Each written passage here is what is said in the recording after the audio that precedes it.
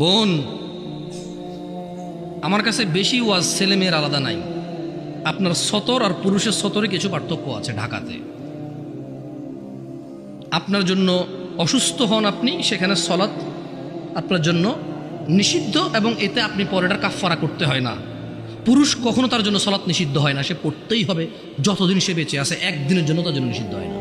এইভাবে কিছু পার্থক্য আছে। পিতৃ সম্পত্তি আপনি ভাইয়ের অর্ধেক পাবেন, এটা একটু ভিন্নতা আছে।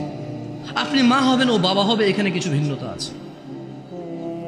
এছাড়া পৃথিবীতে যত আমল ইবাদত আছে পুরুষ মহিলার প্রায় সমান। রুজি রোজগারের জিম্মেদার পুরুষ, মহিলা না। রুজি রোজগারের জিম্মেদার কে? কে কে?